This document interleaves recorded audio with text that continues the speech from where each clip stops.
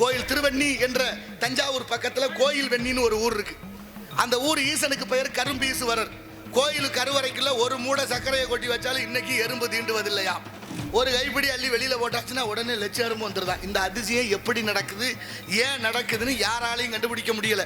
கும்பகோணம் பக்கத்துல தேனுறிஞ்சும் பிள்ளையார்னு ஒரு ஊர். தேனுறிஞ்சி பிள்ளையார் ஒருத்தர் இருக்கார், திருப்புறம்பயம். அந்த கோயில்ல அபிஷேகம் செய்யக்கூடிய தேனு ஒரு துளி கூட வெளியில் வருவதில்லை. விஞ்ஞானிகள் எல்லாம் ஆய்வு செய்து பார்த்துவிட்டு கண்டுபிடிக்க முடியவில்லை என்று கைவிட்டார்கள். நமது அழகர் கோயில் நூபுரகங்கை ராக்காச்சி தீர்த்தம் எங்கே இருந்து வருதுன்னு எந்த விஞ்ஞானியாலும் சொல்ல முடியல. ஆனா புராணம் சொல்லிருச்சு. நாரதருடைய தந்தை பிரம்மன், அவங்க அப்பா மகாவிஷ்ணு, அவருடைய பாதத்தில் அபிஷேகம் செய்த நீர் நழுவி வந்ததாக ஒரு கதை இருக்கு. ஆனா எல்லாத்துக்கும் காரண காரியங்கள் உண்டு. எல்லா சொல்லும் பொருள் குறித்தனவே என்பது தொல்காப்பியம். அந்த வகையிலே ஆன்மீகம் தான் மனிதனை பக்குவப்படுத்தியது. ஆன்மீகம் தான் மனிதனுக்கு நல்ல சிந்தனையை வளர்த்தது.